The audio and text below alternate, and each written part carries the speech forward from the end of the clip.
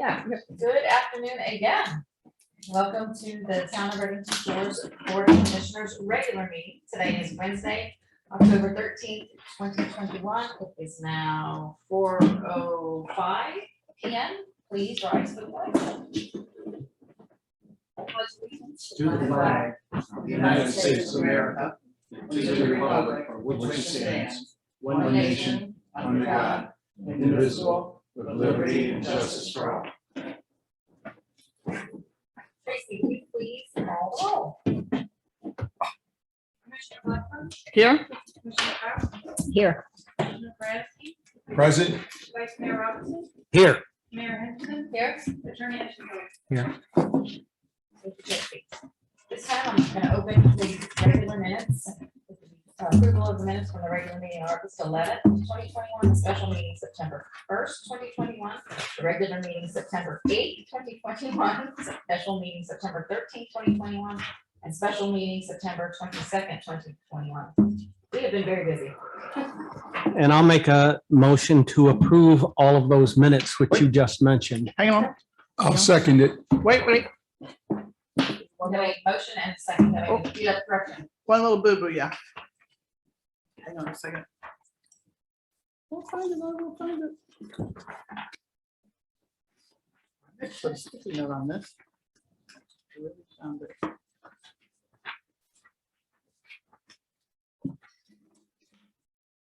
Yeah, on for the regular meeting minutes for Wednesday, September 8th, the second to last paragraph, accumulated should be acclimated.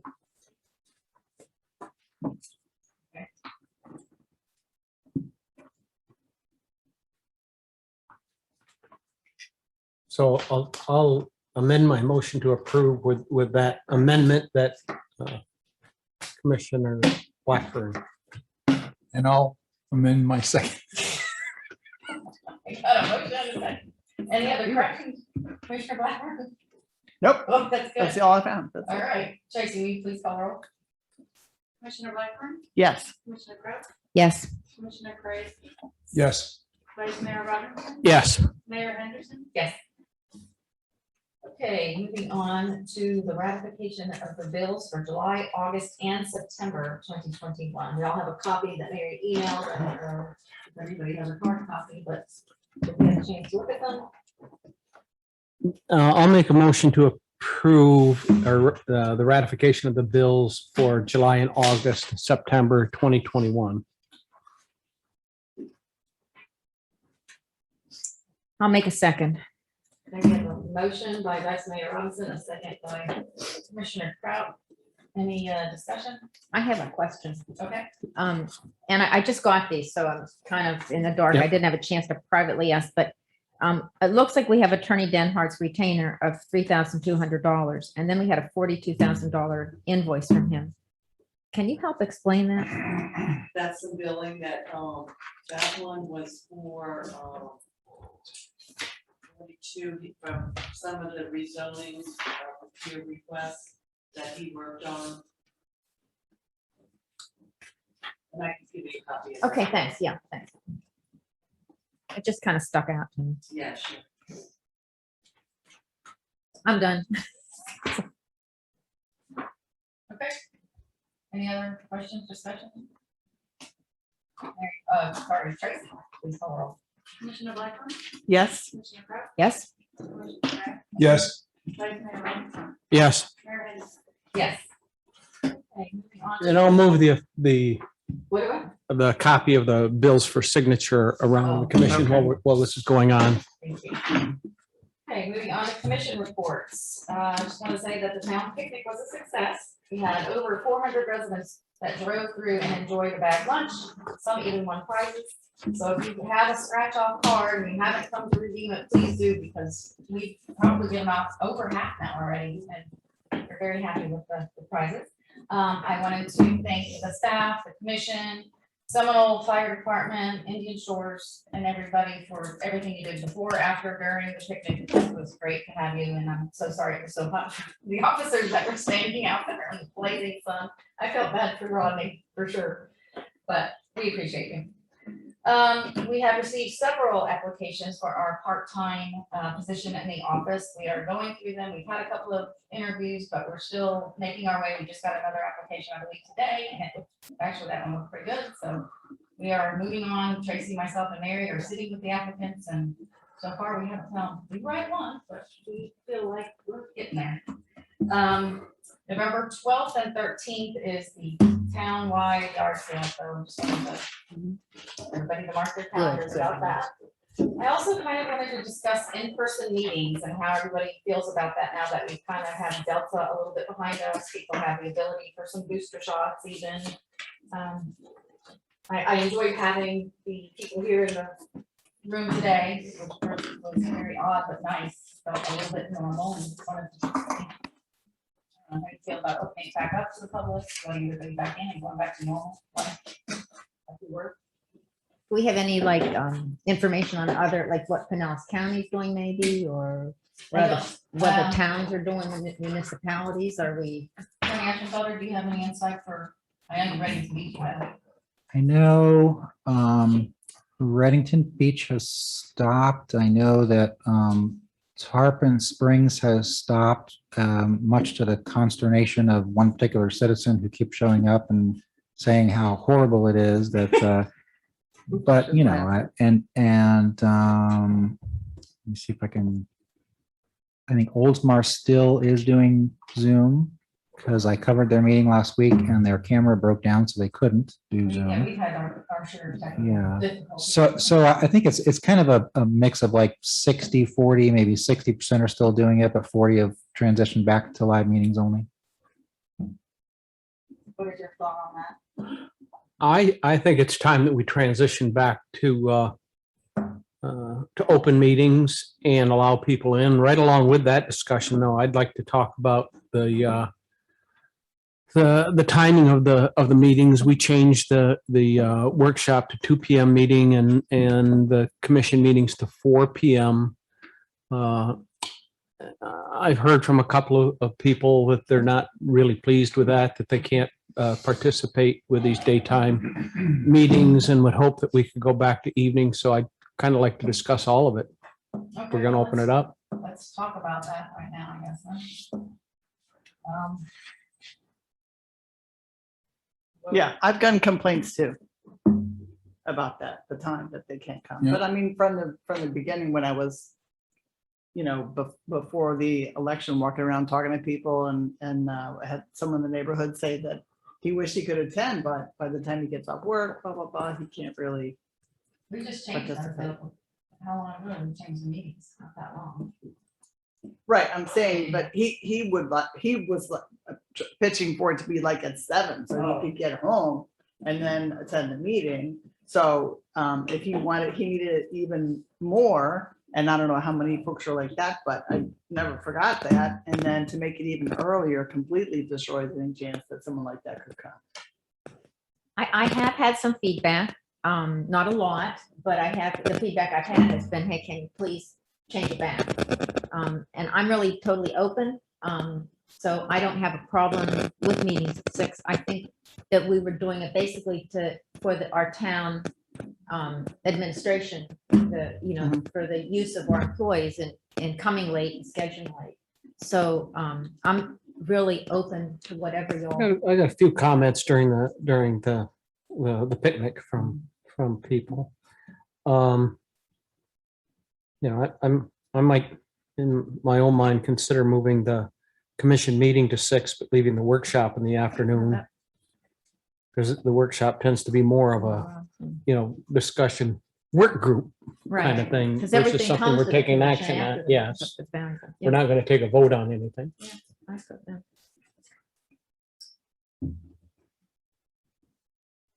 I mean, make a motion. I mean, it's not really, it's something that we have to actually vote on, or we just kind of decide.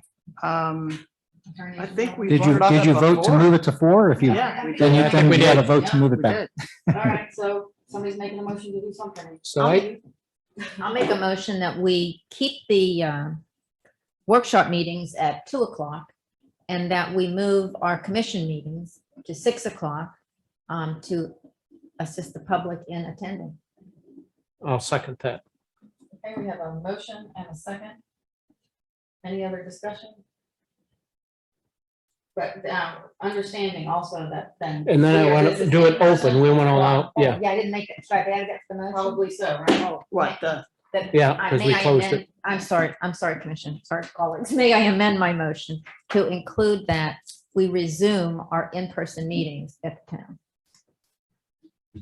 And- With both commission and workshop, Workshop. Mhm. with both commission and workshop meetings. to be in person? To be in person, workshop at 2, commission meetings at 6. Yes, yes. Should I And go I- back to the back room again for a It's- workshop? 'Cause I'll it's more restrict- conducive. Yes, Talking and- I'll and second. I'll restate my motion because I think it was not very good. So So here, so my here's motion the is, motion. the final motion is that we continue with our workshop meetings at 2:00.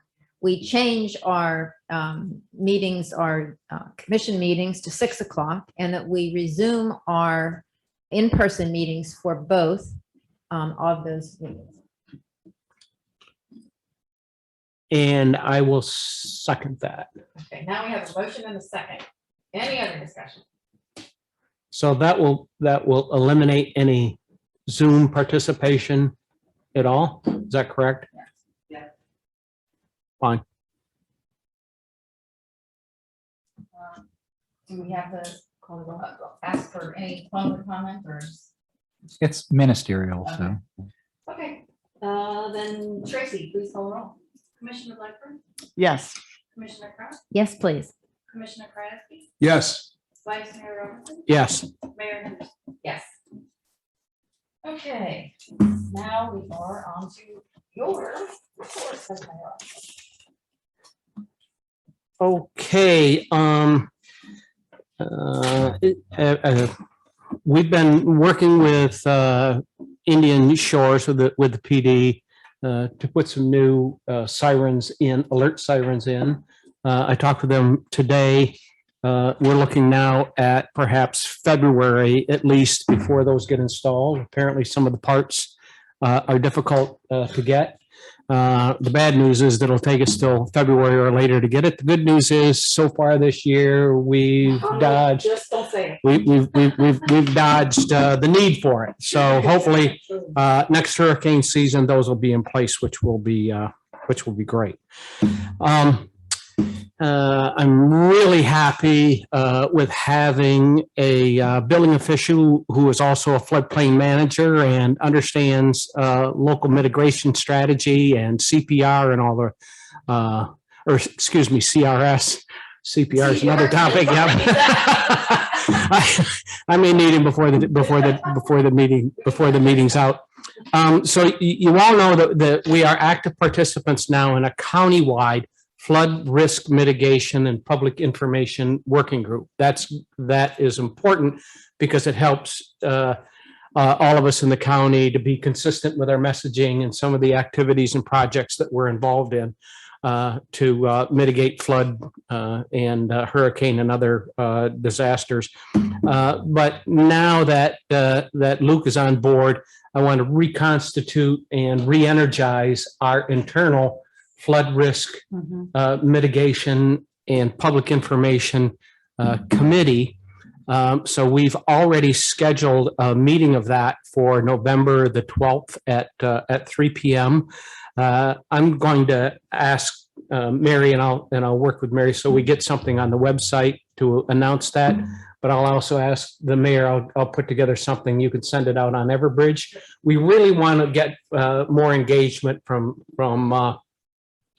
town residents where that committee is concerned and engage in that to look at not just our what was the PPI, the Program for Public Information, but also look at the whole floodplain management side of things and understand what we're doing there and how we're mitigating risk and how we're adopting all of these principles and everything that's coming down from the county committee. So again, that meeting will be Friday, November the 12th at 3 p.m. Next, I want to mention that we are the recipient of ARPA grant of a little over $1.1 million. As I've mentioned at our previous meetings, those funds are really restricted to four different types of projects. The one that fits us, it really deals with stormwater and sewer. Commissioner Krajewski had made a motion at the last meeting that we go out, hire someone to create a FRP to understand what it would require for rehabilitating our stormwater system. I think that's a great use of these dollars. The reason that I bring that up is that the town clerk and I were on a call the other day. One of the things that's obviously really important to us is that we manage those monies correctly and we report the use of those monies properly. The guidelines or the requirements for that are not out yet. We'll monitor that very closely. At some point, we may have to have some discussion about how, once we see that, how intense those reporting requirements are and whether or not that is something we can do ourselves or whether we need to do what some other communities are doing, which is contract somebody to manage those funds. I really hope we don't have to do that because I don't want to spend money that we don't on somebody to manage something that we can manage ourselves, I hope. So I'll keep you posted on that, but I just wanted to make sure that you were all aware of that.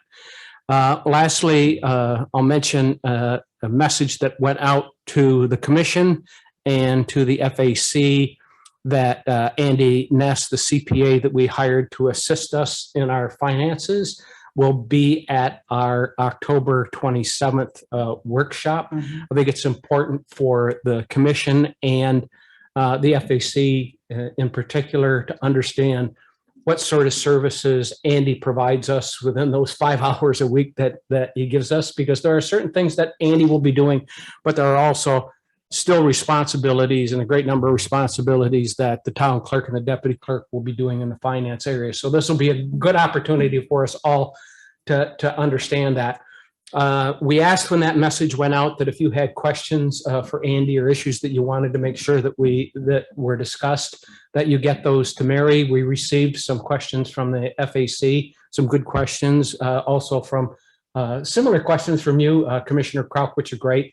So if anybody has any questions that you'd like to have Andy to discuss when we do that, please contact Mary. She can let you know if we've already got some of those questions in as well. So that'll be the 27th. And that is the end of my report. Thank you, Vice Mayor Robinson. Commissioner Kraft. My report for the month of September, with our building department, we issued 62 permits and 1 new build. We had 120 inspections. Our income for the month was $25,400.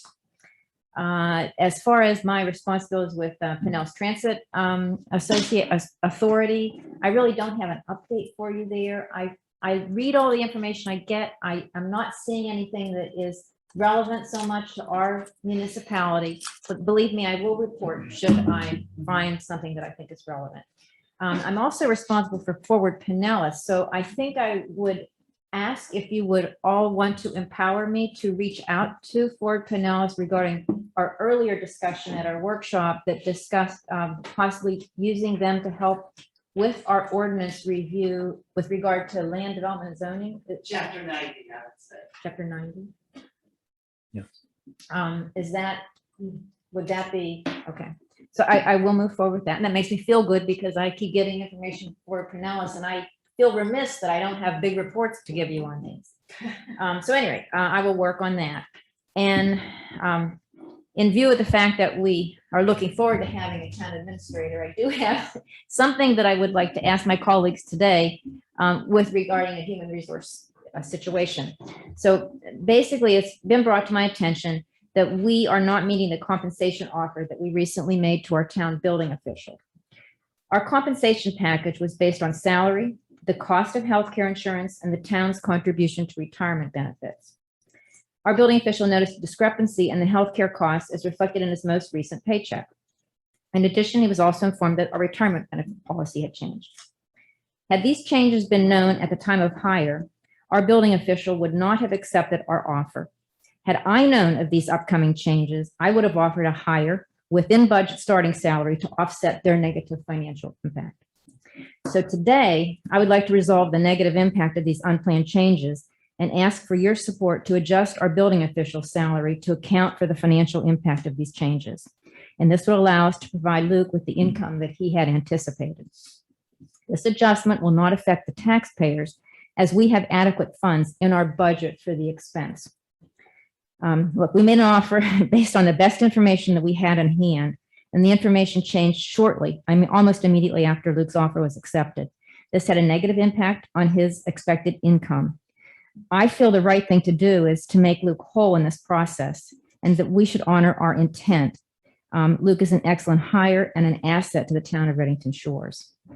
So given that, I just would like to ask all of you to support me in making a motion to adjust our building official salary to bridge the gap created by the two unanticipated changes.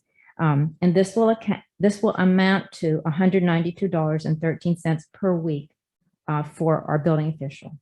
I'll second that. Thank you. Okay, he just got a 2% cost of living increase. Is that included in that? The cost of living is not relevant in this discussion. As I don't see the COLA. 2% more. The COLA is used to accommodate additional costs of goods and services. It's afforded to all employees regardless of the actual impact of inflation on their salary. It will help, however, to offset the additional 3% mandatory contribution change and help provide Luke with the funds he was counting on with regard to that. So that is not even covered. The fact that, we have switched from our commitment to him that we had a benefit plan that did not require contribution. He now has a 3% that he's paying out of his, regular. I thought he was paying that, he was an FRS before. That's irrelevant, Mary Beth. It's the commitment that we made to him. It's not what his condition was before. He used all of these, factors when he determined whether he could afford and was able to, take the position that we were offering. It had nothing to do with, the fact that he was an FRS before. When you say unplanned changes, you mean that was like, so the healthcare, We had basically two. we didn't change plans or anything, did we? No, we had our change in the healthcare insurance went up $85.08 a paycheck. So he immediately after hire. Now, when theoretically, if we would have had a large human resource department, they would have been on top of this. They would have said this change is coming. We could have talked about it, but we didn't. So there was an increase then, In the- literally, as we were making this decision about the Yeah. hiring. So he was making a financial Why decision. penalize the guy? Jeez. Yeah, so But does this include his family costs or is it just him It's- personally? no. Paying for his family? yes, it includes what we committed to him I before. didn't know that we committed to pay for family insurance for anybody. That's No, not relevant. No, it's not that we're Okay. paying. No. Okay, so we gave him a quote for what his family insurance would cost. And he looked at that, which was almost $1,000 more a month than what he was paying in Anna Marie Island.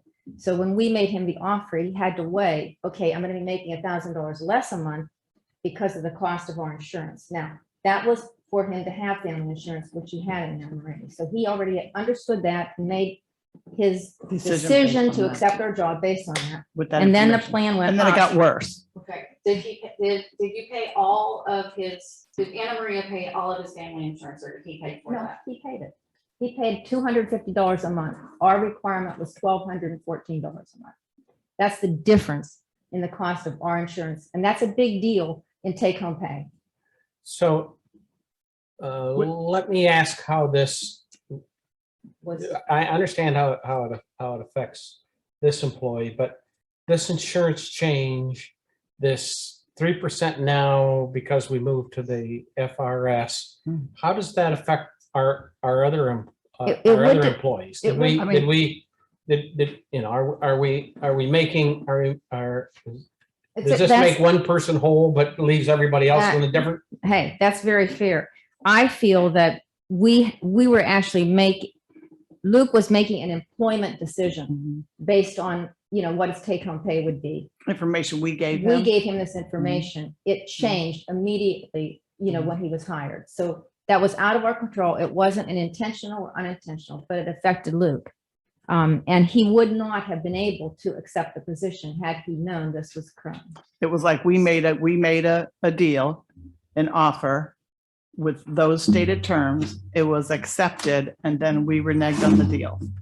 Basically. Which we really, it was unintentional. I mean, Unintentionally, but Yeah. still. and we have there's no legal requirement. We didn't have a legal written. What It's does just that calculate to, what you're asking for?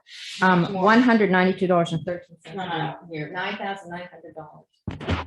It is what, it is, I have to tell you, when we were hiring, had I known this, I would have easily just given him the $10,000. It was not, it's not an issue of budgeting. To me, it's an issue of a dramatic change.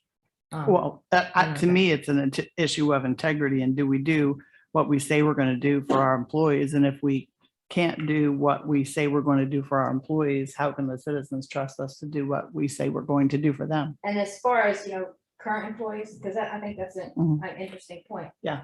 Current employees, know. I guess, recognize that every year at this time, insurance benefits are adjusted. And I mean, that's also one of the that reasons for 3%. that. That's one of the reasons for that COLA. And the COLA and that's fine, and COLA for Luke could be used to offset the additional 3% that everyone is gonna have to pay for the mandatory, the new, what's it called? The new- Contribution. yeah. Wait, so are we So you just, got 2% more than what we offered him. wait a About 10 second, days after we Everybody started. did. Right. Everybody. I know, but he. Everyone He did. did 10 days and got 2% more. So he got $2,000 extra. Wait. And now you're asking for an additional 10-ish Absolutely, that's all. I'm in saying. addition to the 2. Absolutely. That's wait, exactly what I'm asking. so we're just asking for the difference in with the healthcare cost, correct? There's Or are two we things. Also asking for the difference with the FRS? The FRS, but not the 3% that he contributes. That's something, he contributes 3% into that pot, and at the time of his retirement, it's his money, he'll get it back.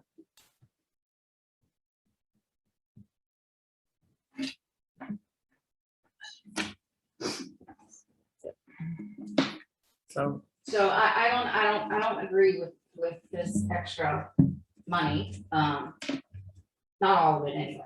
I think we gave him 2% that he wasn't expecting, so you need to take that. Oh, were all of our other employees expecting that? Were they? Were they expecting 2%?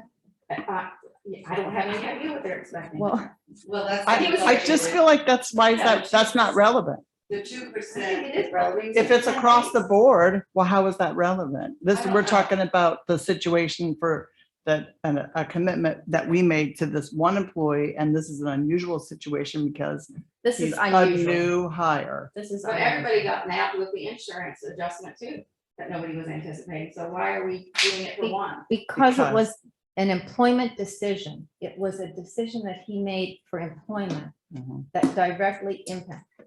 Mhm. If I It's don't. like if you said to it's like if you hire someone and say, well, we reimburse, and then let's say the manager guesses 25 cents a mile. And then the person gets here and it's 10 cents a mile. And that it's the fault of the manager for not verifying the information or misquoting or It something. wasn't misquoted. It The was- insurance went up, but that's But- out of our control. Okay, I mean, that would be anywhere. I just. I'm gonna ask Attorney Eschenfelder just to weigh in on just a little bit about how this could shake out. I don't understand. Commissioner Crock did call me and talk about the matter. The only thing I didn't know, based on that conversation, is the 2% raise. So in the recruitment process, was the candidate told you will also be getting a 2% raise after joining? Do we know? We didn't know that. I mean, I didn't even know. I that. didn't know it. I didn't know. it. And I raised that issue because if the theory of spending the money is bringing the candidate to where he thought he would be upon hire, then it it would kind of make sense to factor out that 2% because that's found money for him, you know, so maybe And the everybody. resolution would be whatever the 2% was for him, take that away from what you're proposing. You know, in my conversation with Commissioner Crock, I did confirm that legally speaking, the town is not required to do anything because any employee, unless they have a written contract that guarantees a certain level of pay and compensation and, you know, basically net pay for a particular period of time, those things can change, you know, and it's happened to me when I went from St. Petersburg to Manatee County. Fortunately, it happened on the plus side and I walked into, you know, a much better benefit and compensation thing because it was being given to all the employees. But in terms of making him whole, if that's the theory that a majority of the commission decides to use, I would back out the 2% that he got because otherwise you're not being consistent. You know, you're letting him benefit from something that he wasn't expecting, but you're saying that we should pay him for something that he wasn't expecting. But well, I guess my position on that is this COLA was across the board given to all employees. And a COLA is to really accommodate the additional cost of goods and services. And he should have the same opportunity to have that benefit as all the other employees. So I guess I see it in those. I have another question too. Go ahead. So when we budgeted this year and we budgeted that 2% cost of living and I discussed this at one of our budget discussions, I know, or at least mentioned it.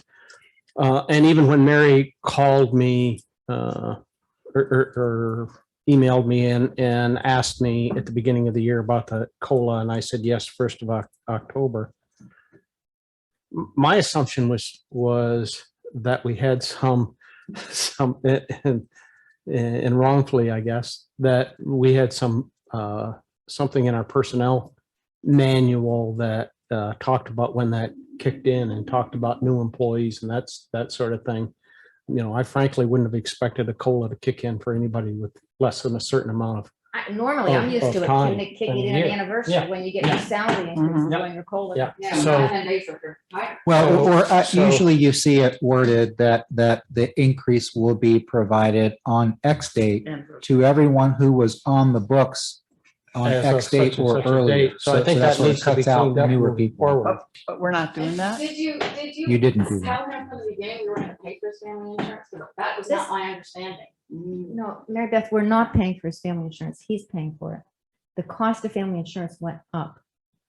And it went up immediately after hire. So It's we different than confirmed. what was quoted. Let me finish. We confirmed to him, you know, he asked several times in many ways. He was struggling with the decision to take employment with us because of the costs. He asked several times to confirm what was the cost of family insurance.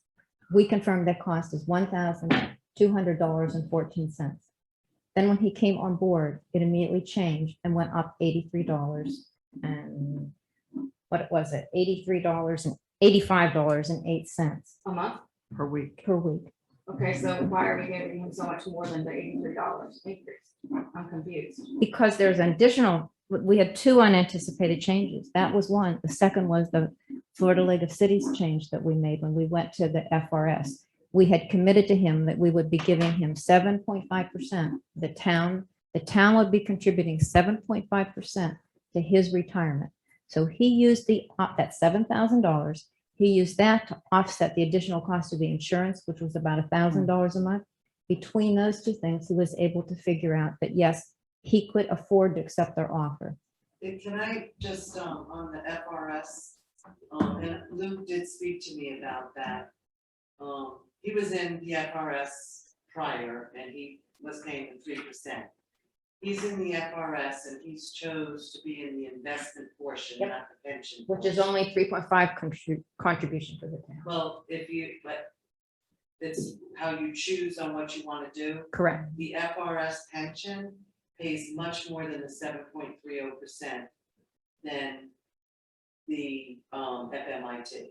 Correct. So going to the FRS is really a benefit for the employees. Not really, It's how- Mary. It's the Um, way they want to choose on which part of the FRS they want to be. So I just want to make you all aware of that. I'm just bringing that to light. But I did discuss it with Luke, and I sent you that email on that, Luke. No.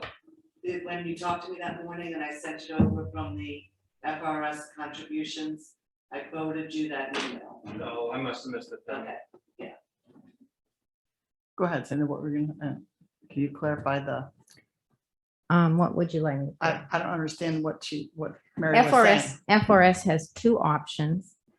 The option that Luke was interested in was the investment option, which is the option he was looking at when he was hired. Mhm. That's the option that we offered. And it was also the option he was in when he was with FRS with his previous employer. We didn't have FRS. What we had was a non-contributory plan, Mhm. which the town put in 7.3% of a person's salary. Mhm. And so then we switched to the FRS program, which then required a 3% contribution from the employee. Mhm. And the town does not contribute the 7.3%, but only 1%. well, it's a little bit more than that with the investment, but another thing. No, it's not. I looked at the FRS. I went, Will he be considered a regular Yes, employee yeah, on that, not- not a special risk? as a Correct. building official? yeah, correct. It's regular. So you looked at it and it's, okay. It was only like police, fire, the people that have jobs that are safe, high safety hazards. were considered So- Well, regular. I was thinking building officials are considered special risk. I just want you to make sure that, because that will be even higher than, I don't know, did you? Building officials are not special they risk. are not special risk, They're not not. RS. Okay, Attorney Eschenfelder Wait. confirmed they are not. So wait, so was the job accepted based on the non-contributory, joining in the non-contributory plan where 3% would not be coming out? Correct. Oh, So let me ask something else then. So I just thought I heard something that Mary just said. So under the old plan, the town out of their pocket contributed 7.3%. 3%. But then now the town under the new plan is only contributing 3.2%. For this particular Right, plan. but that's a 4% reduction then in what the town is paying out of their pocket Correct. towards the employee. So that Correct. 4% in effect, we got a benefit of by Right. changing the plan. And oh, So that 4% should be offset then about the increase now that's Exactly. associated with that. So there's a net effect there, if my math is right, about 3% and not the full 7%, or am I missing? it's actually a 4% net 4%, effect. Yeah. yes. Yeah. Sorry. It That's it. depends on what you choose to go in. I understand it, but it sounds like he made that decision Right. as part of the conditions of of employment. And then that impacted us in what we had to pay out of in a pocket. positive way? In a Whether or not- in a positive, So not a unless I've got it negative. wrong. No, that's- That sounds right. That's not. I also wanted to say, on the town administrative position, I was asked, I guess some of them go into the city manager pension or whatever. So I asked FRS and there's a waiver an employee can execute that allows them not to go into the FRS and to go into that, another plan. And I can also see if Lucas really wanted to stay with the other plan, FMIT, if we're able to do that and also keep both plans. So would that require the commission to vote to keep both plans? I don't know, because we already have. the We'd one have to- plan voted in. Yeah, we'd have to, I don't know. I'll I check guess that now out. that's an attorney question. Again, going back to what you stated earlier, sometimes we have to undo what we've done. So is that something that we can undo Well, that we previously passed? what I know of the FRS bifurcation is that FRS will look at what, it doesn't require every employee group to be in. And this example is in Kenneth City, I think, where part of its work group is in and part of it is not in. But that has to be reflected in the resolution of the governing board as to who's in and who's out. So, we can let the clerk follow up on that, but you would likely have to do a new New vote to vote. take out the building Okay. official position as being covered. So then maybe it sounds like Cinda, we want to reconsider this. I mean, we I'm, could do that. that's fine. I mean, So I second your motion, I but would, I'm, yeah, and I I'll would still be, second the motion. I would Because be, I still believe, when I voted last time, we have the commissioners on the FRS plan and we have Mary on the plan. So I think all the employees should be on, unless there's some they want to elect that, but I don't think we should limit them to a different plan than what we get. That's just my own personal thing. So is there a way for us to do that? he's saying, wait, let me make sure I got what you're saying. You're saying the goal is not to limit them to one thing, that it would be okay to, like, because before that was the problem, was that the employees were Right, limited to exactly. this. That's or exactly, limited to that's that. exactly. my So this, if Yes, we yes. add the FMIT back in, that would be great. which hopefully we could do, That'd be then great. that Yeah. is still in keeping with the intent of the commission, which is to, Well, allow I mean, more we options. give this- it'll be a It'd be an benefit option, to- yeah, and it'd be a benefit for Luke. but And it might be a benefit to other employees who don't want to pay a you go. contributory plan, because it was an excellent, an I might excellent. What, hold on. How FRS works is you guys pass a resolution that says, here are the people that are covered. Once you pass that, FRS requires those work groups to be in. So you can't add back something and give the employee the choice. The option I think is being discussed here, which I think is able to do, is take out the work group of building official Oh, okay. totally from your Yes. FRS resolution, Yes. but that would not open up to anybody Right. else. Oh, And- maybe So I I maybe can't it'll- and- And I don't Thinking think future. in the resolution that we just did to rejoin, it does not name, Right, you just put everybody in. it's just, yeah, so. Right. What they told me, like I said, if we get a town administrator. That's what I was gonna say, town There's a administrator, pull them out too, waiver form, I right, yeah. think is all that the employee has to do, but I'll verify. the what form, It's The, A waiver oh, form. okay. So I think probably just so that the commission has a complete understanding of its options is to let Ms. Palmer and I go ahead and do the homework with FRS, have a phone conference or exchange emails or whatever to make sure, because we don't want to screw anything up for the new building official either in terms of his decision making, and then come back to you at the next meeting with, option A, option B, option C. At some point, it's going to come down to a business decision, because as I've advised, legally speaking, no offense to our building official, but he has no lawsuit against us. The contract he made is to come be our employee, and whatever changes we made, even though they were just when he joined, he signed on for, and so whatever the commission does, if anything, would be out of the equity of its own, heart, what it thinks should be done to be right. I would say, Commissioner Krajewski's going down the road of how the change might have benefited the town. I wouldn't bring that into it because he didn't rely on that. No, I didn't, but I'm just saying it's unfair to, I mean, I'm a math guy. So in the end, when you look at our numbers, our operating budget, and then what we spend, I'm just saying there is a net effect of that. And it's not the 7 and change percent. No, I understand that, So but the theory I think that Commissioner Crock is bringing forward is one of expectations of a Yes. candidate Yes. making a decision, Yes. and were those expectations, the candidate did not rely on whether we won or lose in switching Right. over to FRS, so that shouldn't come into the equation. What should Right. come into the equation is what was his expectations on the pro and the con. He wasn't expecting 2%, but before we do that, let's see if we can just fix the FRS thing totally, and then come back to you in 2 weeks and talk about it. Can we not make a motion regarding just the health insurance premium? Well, I think we can retroact that, Yeah, whatever decision you Yeah, make, it whatever- will yeah, be. Let's just So postpone the withdraw? decision.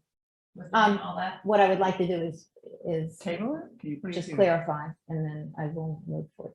So my clarification is that we take this off the table and we allow our attorney and town clerk to see if we can allow the building official to be on the To waive, yeah, to waive. waive that for the building official. And then at our next time when we will meet, we can discuss bridging the gap of the insurance costs that were changed. I'll second that. Thank you. And I withdrew my second. Okay. We have to vote to do that. Take it on vote to take. No, it. Yeah, no, that doesn't need to be a vote. Just the consent. We have I just want to make sure that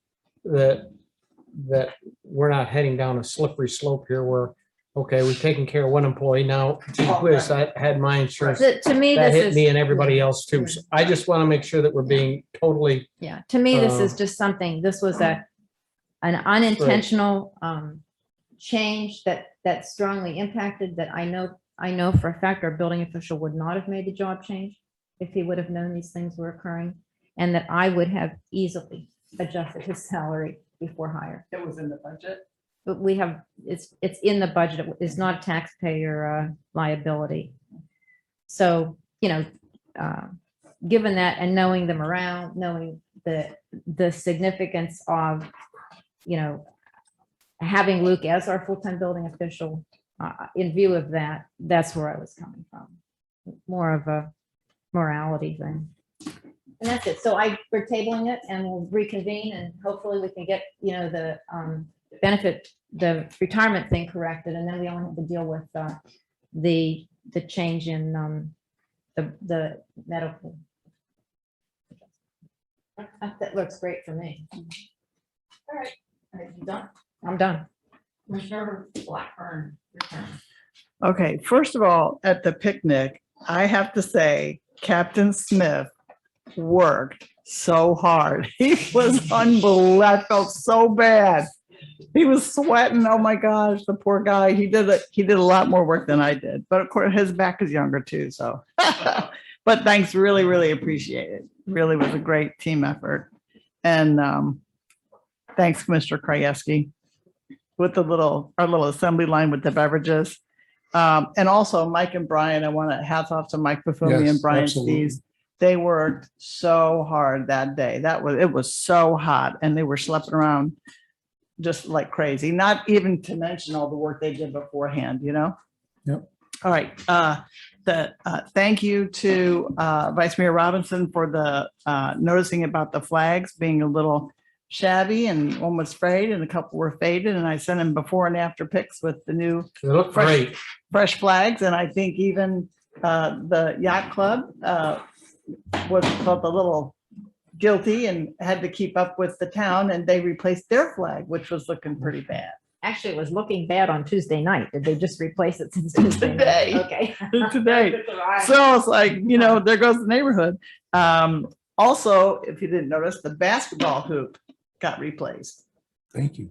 Not the hoop, but the net. It was like hanging there by like a thread, but that's been replaced. The tennis court lights, we had a complaint about those, that they weren't going off at the right time. And after a couple of, Brian figured out how to get into that panel that has the timer on it. I was never able to figure out how to get in there. I kept looking for the key and he just went over there and popped it open.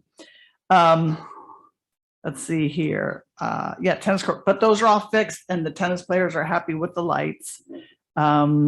The radar speed signs are installed. I think I might have talked about this before. I'm slowly making changes and getting used to downloading the data from the Bluetooth, but we're already seeing that the drivers are changing their behavior because it takes like actually 10 shots.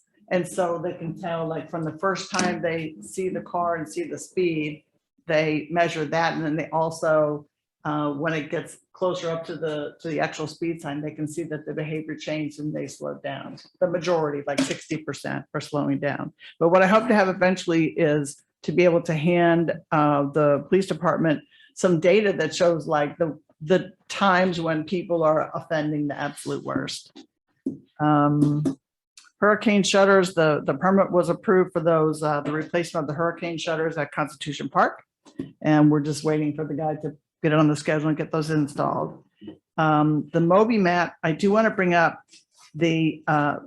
our building official needs to issue, in order for the county to fix that walkover, the building official needs to sign a letter of no objection for them to do that, which he's going to do. And then We do, in order to get the grant for the mat itself, the town, we have to agree that we will maintain the mat, which is pretty simple. It's just blowing it off. If there's a storm, just like the canvas cover for the kids' playground, we have to agree that we will roll Take it it up out. and take care of it if there's a storm. So I don't have the formal agreement that says we agree to maintain, but I did want to bring it before the commission. I don't know that I can even make a motion on it without the actual agreement in front of us, but it's not going to be really Then any, you just blow it off. that's it. So It's we no don't need to do different. anything. That's just It's maintenance. really You don't even nothing. need to We vote just- on that, do you? I don't think you do. You're You just gonna have you to- just I add felt it like to their I- duties. Huh? You just add it to their Oh, yeah. duties. Don't Well, you? are they gonna? Because it was an agreement that needs to be signed. Yeah, if they're I gonna thought stick I an did. agreement in front of us, we need to see the agreement. We Yeah. can't make a motion So to I approve can't make a something. motion now, but I should when we get the agreement. Okay. Let's see here. Move that button. Oh, I do want to make a motion. I had someone I had nominated for the finance committee couldn't continue because of family obligations, and I replaced that candidate for the finance committee for District 1 with Donovan Rodriguez. I don't know, do I need to make a motion to nominate? Okay. So I make a motion to nominate Donovan Rodriguez for District 1 Finance Committee. And I'll second that, but I have a question. Uh-huh.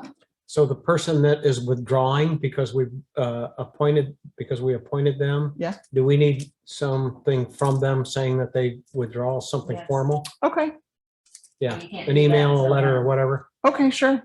Just an email. right? Contingent, yeah, so Yeah, can we approve that contingent on that? Approve the motion contingent Contingent on- upon Yeah. receiving the resignation Yeah. of, yeah. Okay, got it. Okay. I just wanted to ask what the qualifications for this person are, the finance background, because we're trying to get people that. He does. He is at a high level in a pretty extensive family business. If I forget exactly what they do, like a deer caught in the headlights, but yeah, he's very Is experienced. this the resident that lives on Fremantle Way? I'm not sure. Does he live in the Outtown? He does, yeah. Yeah. He's in there. All right. So now what? I made the motion, modified. Oh, you can second it.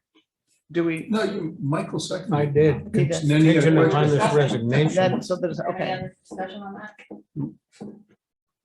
Tracy, can you please call roll? Commissioner Blackman, Yes. Commissioner Crowe, Yes, Commissioner Krajewski, Yes, Vice Mayor Robinson. Yes, Mayor Henderson. Yes. Anything else? That's Commissioner Price. Yeah. before we start though, I want to understand. I know I'm District 4, but do we rotate as to when commissioners report now and then? You order? I just read it off the thing. I know, but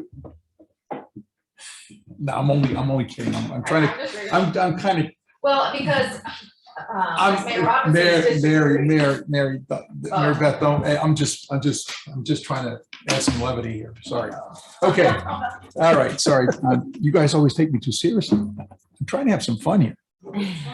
Okay, as it relates to the town stormwater, Mike mentioned this, so I won't go through it again about what we're planning to do. But as you all know, we had a previous report that was submitted by Seminole Septic about the condition of our infrastructure related to the stormwater, the town stormwater system. And I do have the draft. I got it earlier this week of the RFP, RFQ. So Rob, heads up, you're going to be getting that probably in the next couple of days. So be prepared for that to help us out there and finish that up.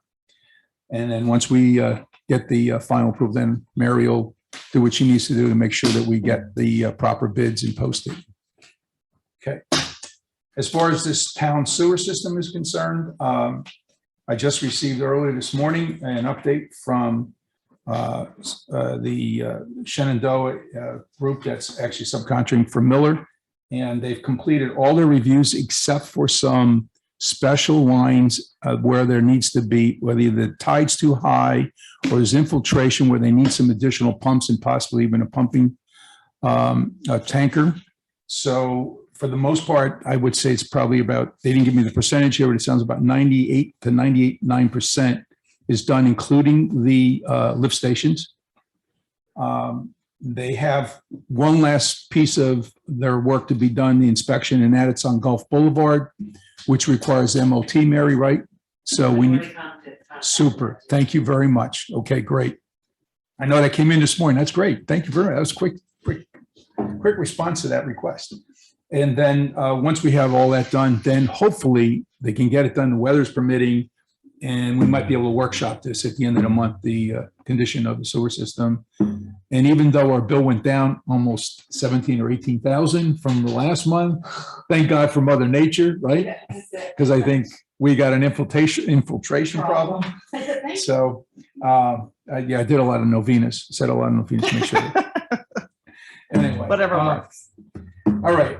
NPDES, we actually, and thank you, Mary, for setting this up for both Tracy, I should say both Tracy and both Brian and Mike. And then I also attended a discussion regarding NPDES with the Cardinal Engineering, which does all our work and does our filing, our annual filing.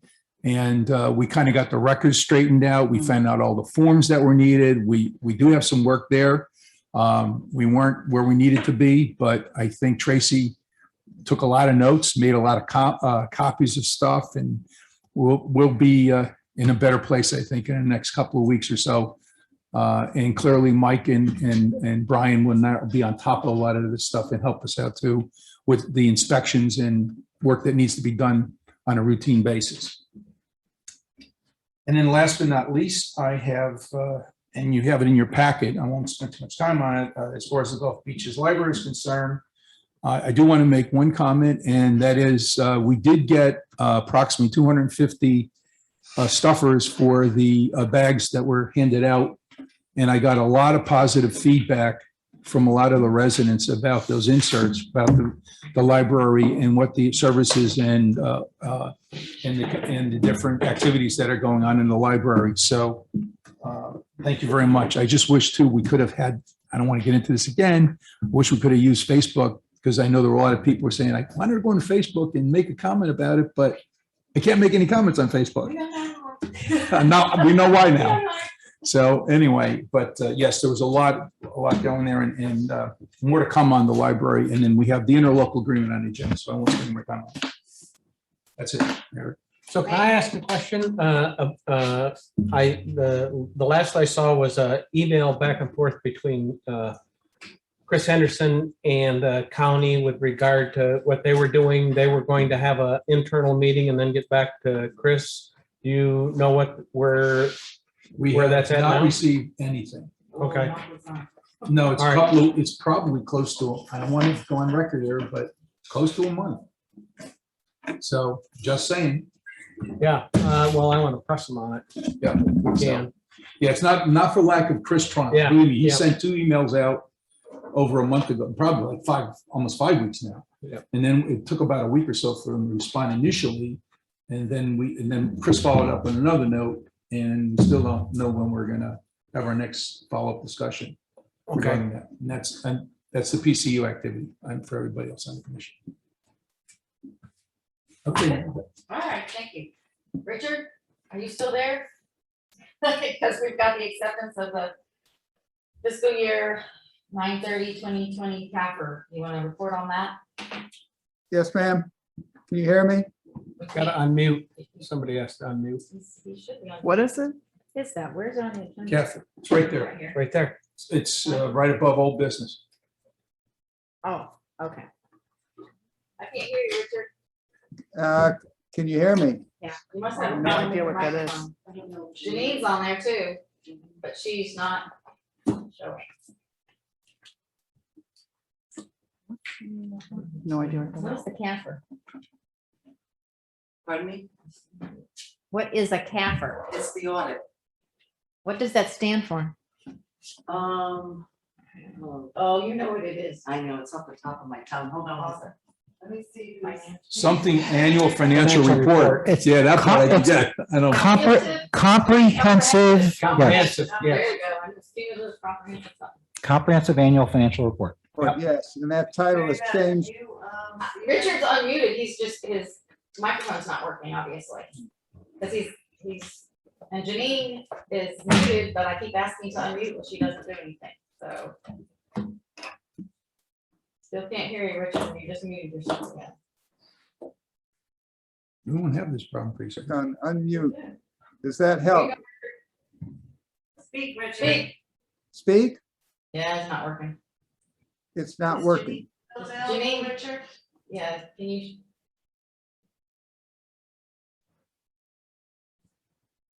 Gonna try calling him? Yeah, give me a number, I'll call in.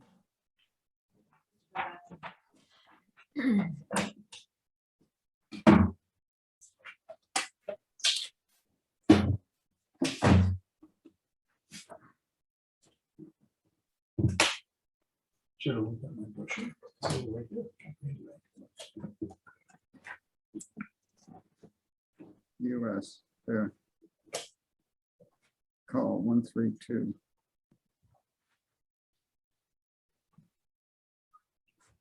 Followed by pound. You want to defer this and move to the ordinances while, I'm thinking, You All have right. not entered any number. Richard, while you get your Meeting ID followed by pound. issues worked out, I guess we will just move on to old business. The first item is the second reading of ordinance 21-06, rear setbacks on water view lots. ordinance 21-06, an ordinance of the Town Commission of the Town of Reddington Shores, Florida pertaining to setbacks and rear yard requirements, amending section 90-92 of the Code of Ordinances, amending section 90-97 of the Code of Ordinances, amending section 90-98 of the Code of Ordinances, providing for severability and providing an effective date. Mayor? Alrighty then. Meeting ID. Meeting ID. Well, I read the title. I can't make a motion. I'm looking. This is yours? I can't make a motion. Why? Why? I don't Isn't know. this The your? chair doesn't isn't make this your motions. issue, Kraut? It's okay. This is, hey, I will make a motion to accept ordinance number 21-06. A motion A second. and a second. Have any discussion? Yeah, You have discussion? yeah, I wanted to ask one question and maybe, because I glanced over this, I quite honestly admit I didn't spend time before the meeting, 5 minutes or so to read it, glance through it. Is the shed thing covered by this ordinance or not? No, this No, is, that's this is a seawall. It is This separate, it's just yeah, this, this is okay. separate. Thank you. That's That's the only question, shed and is when I separate. didn't see anything there about, Okay, and yeah. I know that was a big discussion, thank you. Okay, so any other discussion? If not, I'm gonna go and ask the attendees if anyone wishes to speak on this Coming subject. up on the next one. With the rear setbacks on the water view lots, please raise your hand and I'll give you 3 minutes. You entered 4, 9, 7, 6. No hands raised. Tracy, please call roll. Not exempt. Commissioner Blackman? Please re-enter your. Yes. meeting ID Commissioner Crowe? followed by pound. Yes, Commissioner Krasinski? Yes, Vice Mayor Robinson? Yes. And Mayor Henderson? Yes. On to the second item is the second reading of ordinance 21-07. 0. Ordinance 21-07, an ordinance of the Town Commission of the Town of Reddington Shores, Florida pertaining to storage sheds, amending Part 1, Section 90-3F pertaining to open areas and accessory structures to provide an exception to allow certain storage sheds on non-water view lots to be constructed or erected with a rear setback of 5 feet from the property line, providing for an amendment to the land development regulations of the Code of Ordinances of the Town of Reddington Shores, Florida, providing for inclusion of such ordinance in the Code of Ordinances of the Town of Reddington Shores, Florida, providing for severability, providing for an effective date.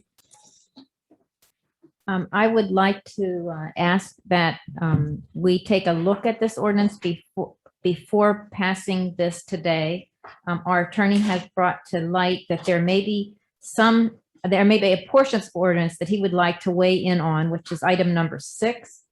And I am totally fine with that. I think it would, can you kind of highlight for us, Attorney? Sure.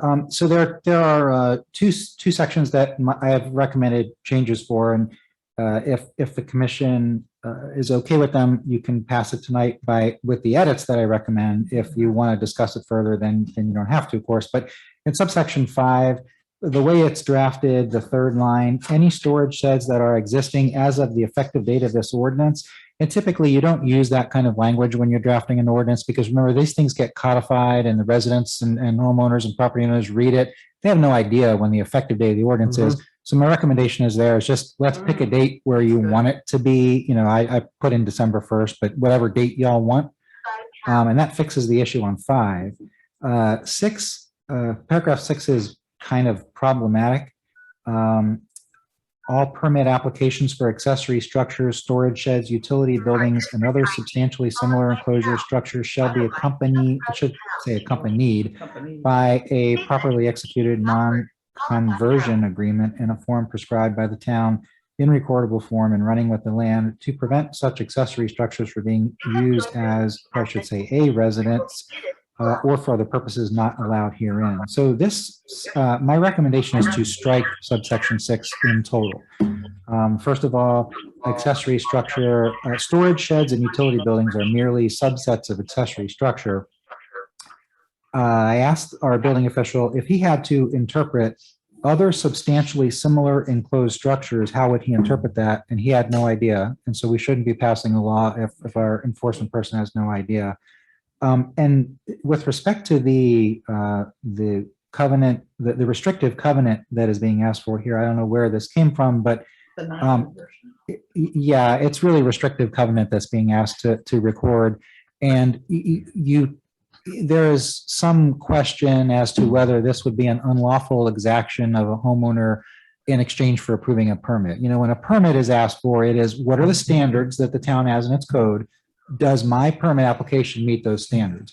I shouldn't have to give you a covenant running with the land forever and ever and ever in my home, because in theory, and I'm not saying it would happen, but in theory, 5 years from now, some future commission may say, you know what, we want people to be able to live in their sheds, you know, and so now my neighbor, you know, it can do a shed house, but I can't. So I've talked to, I think, everybody that I needed to in the town about this section. And I didn't really hear where our building official didn't feel it was necessary. And so my recommendation is to strike 6 in total and then renumber number 4, renumber the rest of the paragraphs. So if you do those, if you strike subsection 6 and you insert December 1st, 2021 in sub 5, then the rest of the ordinance is okay to go. And that, because that doesn't change the title, you're fine to continue on second reading with this. Wait, hang on 1 second. So there's, here was the thing about electricity. Oh, that's early on. It's on number 1, definitions, and accessory structure which who its Oh, use is Sean, I primary. can, okay, got it. All right. Yes. I was for the, I understand what you're saying about the conversion agreement, but I was for it because I mean, I can see someone saying, well, you never said my nephew couldn't live here, you know? If the commission, I don't know if your code already does, but if it doesn't, if the commission wants there to be things that can and can't be done with a shed, it needs to adopt a code that says, with a shed, you can do the following things. Like, for instance, paragraph 6, but look at the last wording of it. From being used as a residence or for other purposes not allowed herein. I asked the building official, is there any code that sets out what's allowed for a shed? No. So effectively, since it's not allowed herein, I can't use my shed for anything under this language. It doesn't, it's not well written. So we can revisit the use of sheds in a new ordinance, a different ordinance. There's nothing that prevents you from passing this. Right. And then we can affirmatively come in and say, here's what you can't do with a shed. Here's what you can do with a shed. Obviously, we don't want sheds being lived in.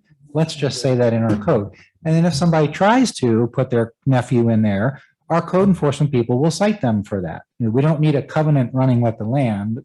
You're going to be, it's easier to do code enforcement than it is to file a circuit court action to enforce a covenant running with the land anyway.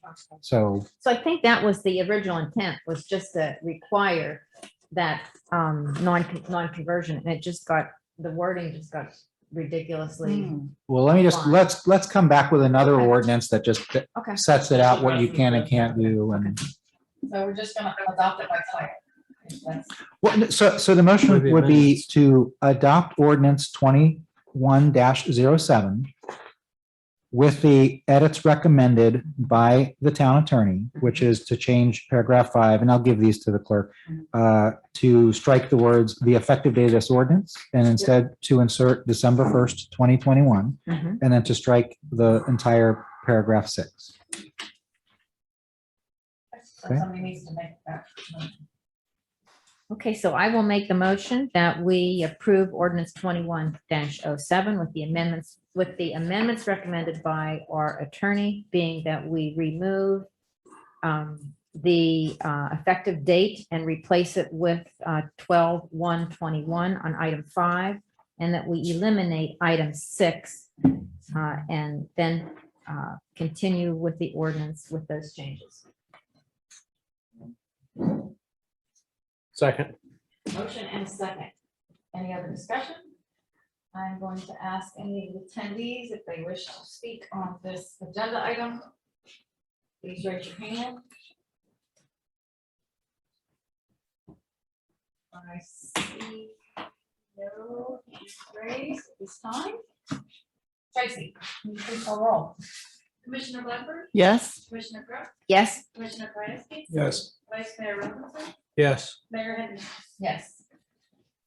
Okay, moving on to the third item, which is the second reading of ordinance 21-08, the establishing position for town administrator. I think we decided to table that. So based on our discussion at the workshop, my recommendation would be that your motion would be motion to continue the public hearing on ordinance 21-08 and old business item number 4, the town administrator job description, to the November 10th, 2021 meeting.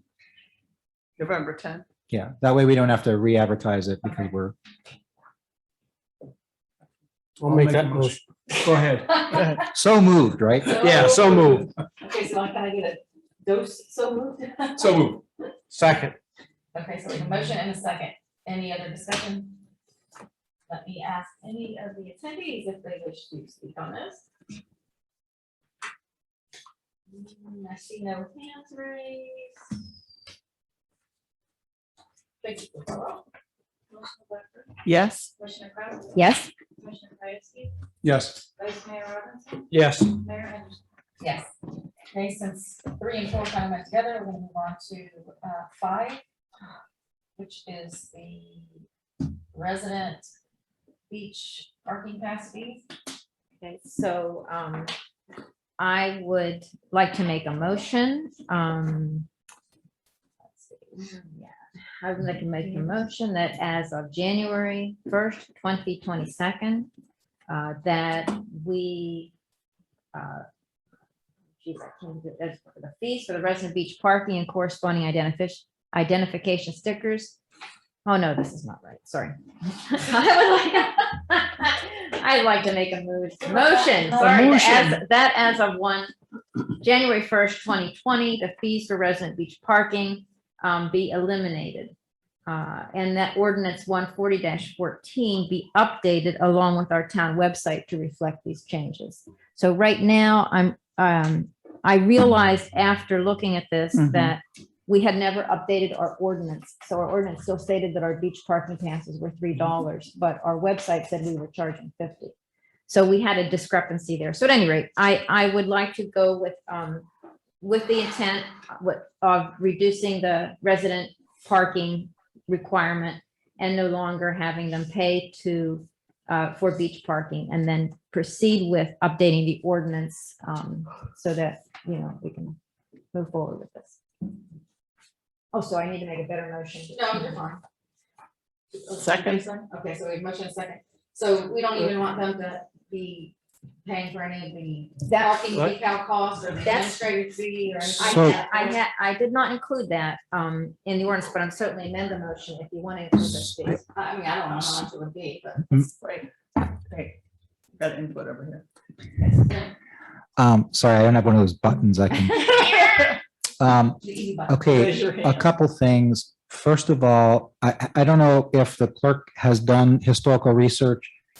It strikes me as odd that the code would call out price 1 and then we're doing price two without some prior vote having been They taken? did have a vote for press too, but they just never amended the ordinance to reflect that. Was that a formal resolution or just a motion that was made? I'm not sure. Okay, so the unfortunate thing with respect to the motion that you made, Commissioner, is that you can't, by simple motion, undo what is set forth in an ordinance. So if you want it to go from $3 to 0, then the motion would be to instruct the town attorney to bring back a ordinance that eliminates the $3 and it says that there's no charge. And honestly, with a lot of these fees, moving forward, my inclination is to draft the code to say that the fee shall be periodically set forth from time to time in a separate resolution so that we don't have to do an ordinance just to change a fee. But be that as it may, you can't simply not collect, the $3 is the law of the town right now, and you can't by motion undo the law. So right now it's $3. It's going to stay $3 until November 20th when we can bring the ordinance back. So So- we were charging residents $50, but it was not done by ordinance. Right. So, Arguably speaking, the time that we're doing that wasn't lawful either.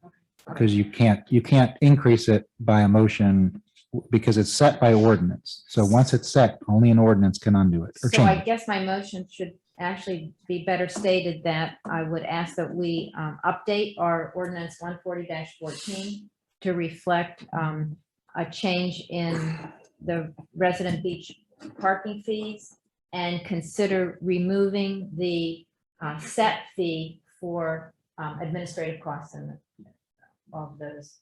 It's just a different order than, but that's fine. with me. Are you saying basically the $50 that we didn't do? What I'm Because it saying wasn't is that kosher, it didn't happen? the Half of those $50 people pay vote wasn't $50. a enforceable vote. Okay, so really, the only thing we need to change is the website? Well, it sounds like Commissioner Crock wants it to go from $3 to 0. Or at least we state that the fees are adjusted, if we have administrative fees, we can set those from time to time. By resolution. Specify, yeah. Okay. Or we could just leave it alone. And I'm not $50. sure, Yeah. the ordinance didn't reflect what the commission had intended when they had the vote, however many months ago they had that. And it had some, so the website didn't match. I just found that out when I went to look at the ordinance. So, It might be cheaper for us just to keep it as it is and not have that, Attorney Eschenfelder actually write a new ordinance to do anything. Well, there are some things that don't correspond, like we had hang tags and now we have stickers, so there is some, Oh, there really is some updating that's just. yeah, why don't we workshop this a little bit because, I like the stickers for residents. I know we had an issue with tags. the businesses. Yep. Because that affected them as well. And, I don't want to give residents hang tags that they can pass out, but I don't necessarily have a problem with some of our businesses having a couple of hang tags so that they could give that to a customer when they came in and reuse those and that sort of thing, and they have to replace them. So it may take a little So more, we'll just take it back. it may take a little more discussion. Okay, let's take it back to workshop and Yep. then once we get something. Once we set get in it, stone, once we then Just Then tell we me can- what then you we want can to say and I'll. Right. make it. I removed my motion and would ask that this be put on a workshop. Okay, number 6, the approval of revised Gulf Beaches Library interlocal agreement. Yeah, so a few meetings ago, we had passed what was we thought was the final version that was agreed upon by the 5 mayors of the towns that were part of the Gulf Beaches Library. Unfortunately, when it came time for voting, Treasure Island was the only town that did not agree with the agreement that was drafted. And the mayors, including our mayor, Mayor Beth, met with the other 4 mayors and Treasure Island, I think their attorney, and they revised the interlocal agreement that we had originally put up for a vote and passed. I will sit here and tell you that the 2 or 3 items, the one basically the big item, if you will, did not change in the latest draft, and that was reducing the board members, the voting board members from 10 to 5. So that pretty much, there was no change, but there were some wordsmithing, I'll call it wordsmithing, that was done by Treasure Island before they passed, which was actually done on Monday or Tuesday. I can't remember. Treasure Island did pass. And if you remember, I did bring this up at a previous meeting, said we're not going to do anything with the interlocal agreement until Treasure Island had agreed, the commission had agreed that they would pass it. So we do have a signed copy, which was included in the packet by Treasure Island. And at this time, I would move that the town accept the new interlocal agreement effective immediately. And I would like the clerk to record that as effective immediately in the minutes that are made. Motion? Yes. Okay. Second. We have a motion and a second discussion. I got this just before our meeting today, so I have not had a chance to look at it. And I guess I know you want to pass it quickly. Is there a time issue that we have? Yes, there is, because actually the fiscal year started on October 1st. And unfortunately, it was Treasure Island that was a big hangup. Quite honestly, there's no additional encumbrance on the part of the town and the taxpayers. There was some, in addition, the two major items that were discussed was the fact that, again, the board members going from 10 to 5. The other item that was of, I'll call it a bone of contention, was the amount of money that was on deposit or held in reserves, which was just a little over $1 million, and whether we were spending it. And I had made a couple updates to the commission about things that we had done many months ago. We did everything from I have a new air conditioning system, which also included the ultraviolet light, which was a requirement for safety features of resulting in COVID. I worked with the director to get all new computers for the library, and they're being installed sometime in the middle of November. We are working on changing the doors. Believe it or not, those doors are not handicap compliant. They're not automated and have a button. So we're going to change those doors, including making them hurricane proof. The building was painted, and for those of you who might have walked by, and I think it looks pretty cool, especially the top part, kind of pops out when you go by. And we're also working now on some interior decorating. We did order new chairs, including the conference room chairs. We're also looking at, and we did replace some of the carpeting, and we're also looking at remodeling the bathrooms. That's going to be the last piece. So all of this is covered.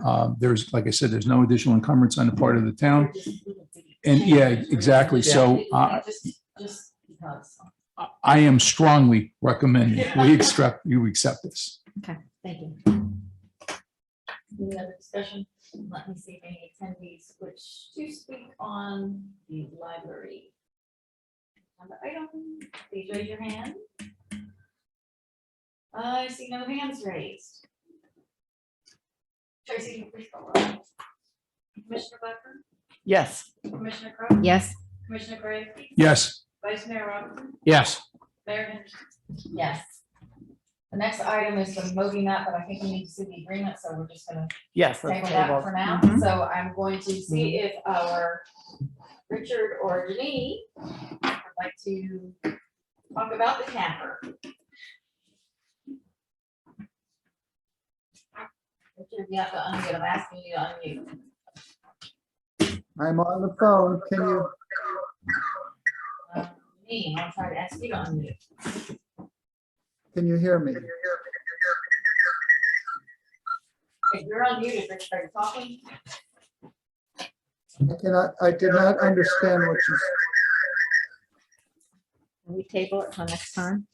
I think this is really a formality to accept the chapter. The chapter is done. It's been sent to the state. So it's really just a formality for them to present to you all. So I think it's okay to go ahead and just accept it. Okay. So let me ask this, and we are going to be talking about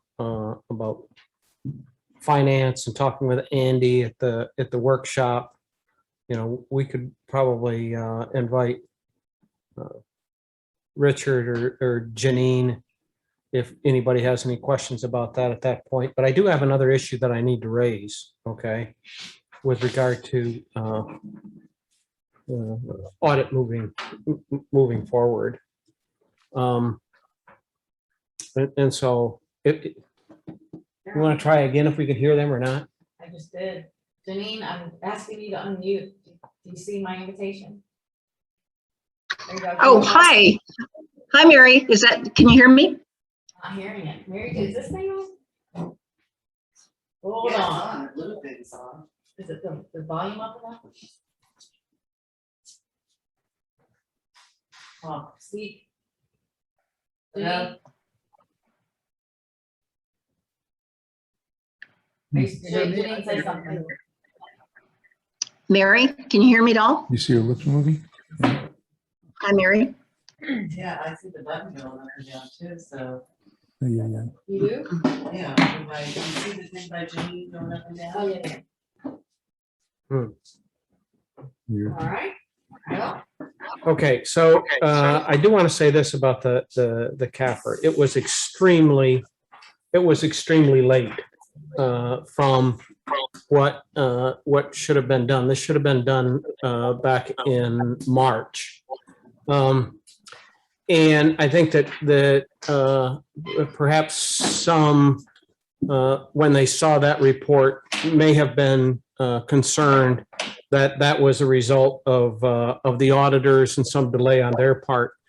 That really wasn't the case.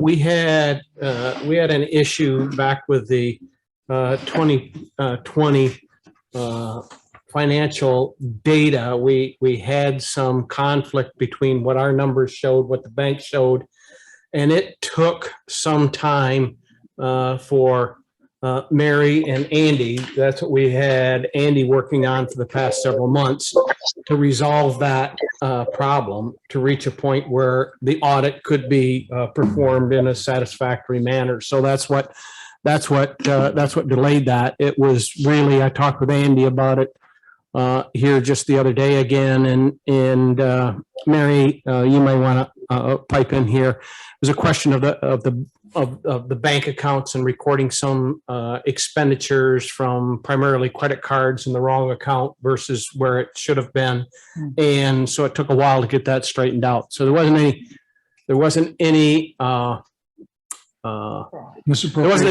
there wasn't any misappropriation of funds. It just took a long time to get that resolved. Okay. And until all of that was resolved, the auditors could not move forward with that audit. So I don't place it on them.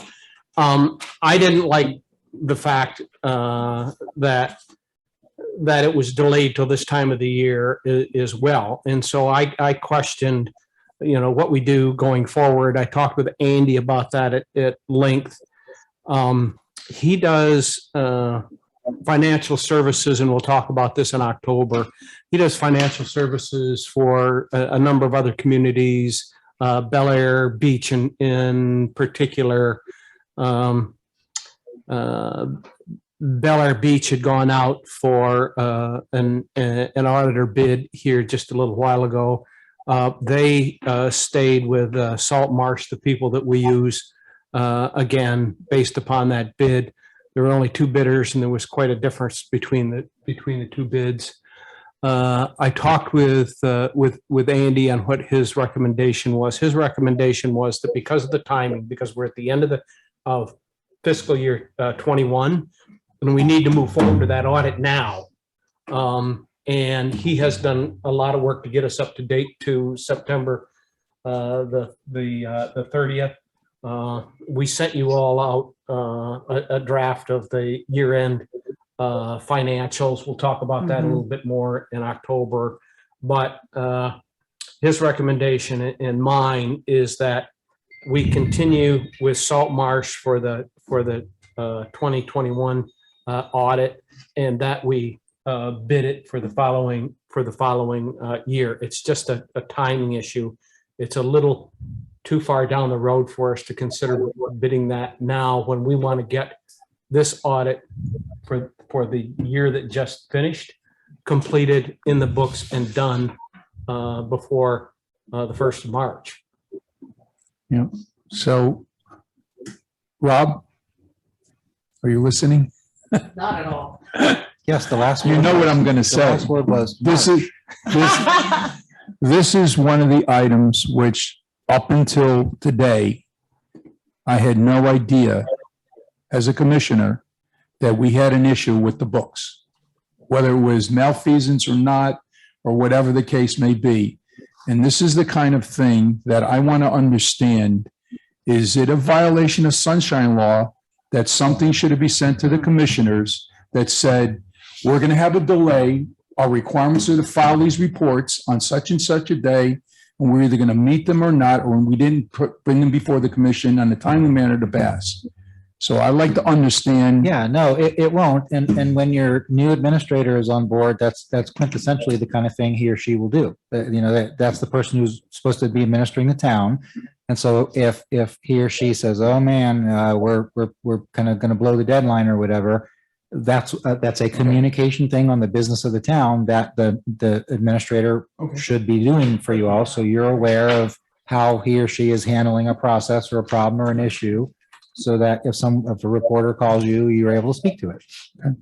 All right. thank you. So I'll accept responsibility for that. I was Mike, I'm perhaps not trying to remiss- put you on the spot. No, that's quite all right. Mary and I talked about it, months ago, thought it would be resolved. It just kept kind of rolling around there, and it just Okay. kind of got a little bit, beyond where Okay. it should have. No, All right. so.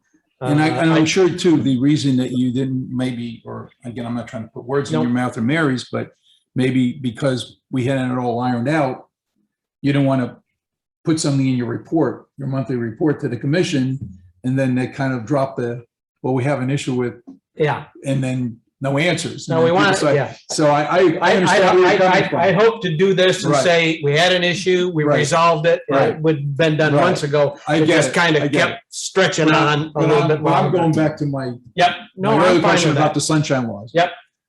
Okay, thank you. Has nothing to do with what So happened. did we hire this Andy person to do some bookkeeping? But initially he was used to straighten out our annual budget discrepancy. Both. The reason that we went to Andy, or that we hired Andy initially, and we started talking with him, was because we had an individual that assisted with doing some prep work to get everything in shape for the audit. We'd always done that, okay? That person was no longer available, no longer with us. So we reached out and hired Andy. As we began to talk with Andy about doing that, we realized all the other services that he was capable of performing and how that could benefit the town. So we entered into this contract for what amounts to 5 hours a week to do financial services. So he's been kind of doing both. A lot of it has been, up until this point, taking care of resolving this problem, but also working into this other set of things that he is doing. So it is really good to have this workshop in October, so everyone will understand what responsibilities, what he'll be doing for us, and what responsibilities still remain with the town clerk. And there are, Yeah, I agree. Okay, thank you. yeah, So this is the person that's in the back? yeah. Okay. Yeah, he comes twice a week, Tuesdays and Thursday afternoon for a couple hours. That's Yeah, Andy Kress, and then Yes. I noticed there's Tom Pease or whatever, who's that? Who's one of them? Tom Pease used to do. Yes, what used- Andy said he did. We can't do it anymore. as far as the audit is concerned. So have we then been paying anything more than the 5 hours? that- No, Okay. no. Thank you. No, and we honestly get more than 5 hours. And I think, I think the October meeting will be good. Andy has the ability to talk to the financial geeks and to us normal citizens so that we both understand. That was a very compassionate statement, right? On your part? That was very nice, Mike. Yeah. Yeah, Very nice. yeah. Thank you, thank you.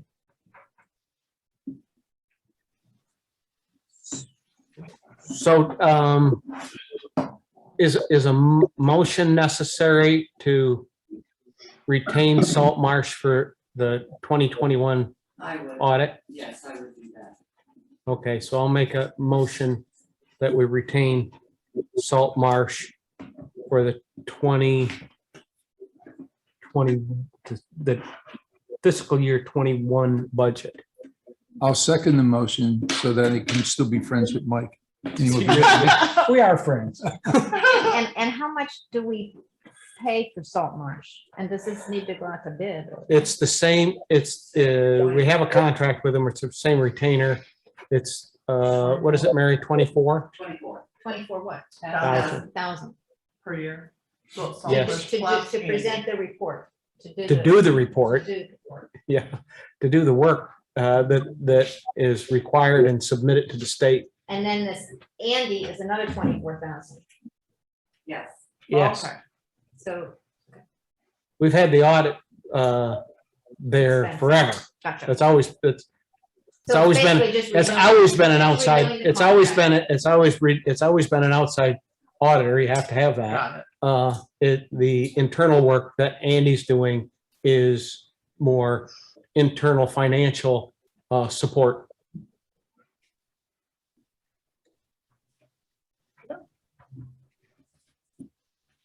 So we have a motion, second, any other discussion? see if we have anyone Do we have any attendees that wish to speak on this subject?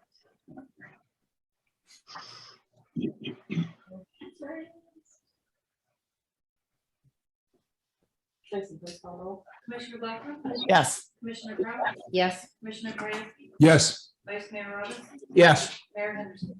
Yes. Okay. I think that's it, isn't it? Under new business, we have public comment. We go and ask any of the attendees. how many do we have? Just out of curiosity, Mary Beth, I'm sorry, what? how many attendees do we still have online? Well, like, we have 10, wow.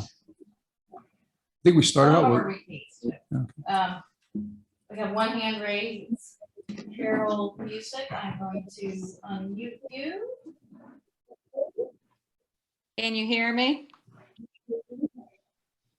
Hello, can you hear me? talk? I'm talking. Can you hear me? Hello, can you hear me? You checking in? Hello, We're gonna need can you hear me? I know, I was just gonna say, can't wait to go back in person. They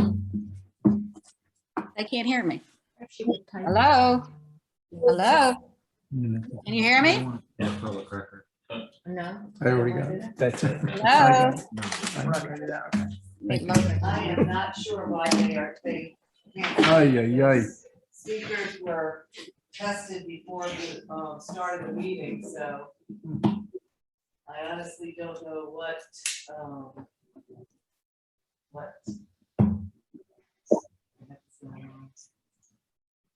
Well, I mean, it looks like she's unmuted. She doesn't- Hello? The other And it one's looks like her too. little, look at her box is lit up like she's talking. Yeah. And then not talking. hello, And she's talking again. Somebody else on the call says they can hear Carol. Oh, they can hear. hello. Here, So they can hear him, but we can't hear. Oh, boy. I can hear. Jeez. Hello. So I guess I could get on. I could also hear Richard. A phone?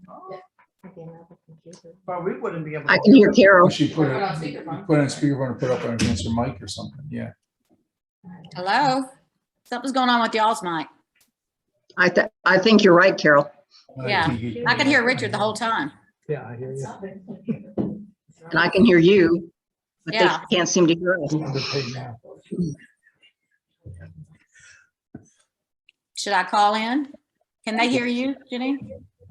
I don't think so. No, I don't think so. Whoa, what's that, Mary? Well, that's, my speaker's working, so I don't know why they're not coming in over it. I don't understand that. Hello. Well, I guess I could call in. All right, Carol? Oh, boy. Yeah. Gotta turn off your laptop. Hello, can you hear me? Can you hear me? Yes. Yes. You can hear me now.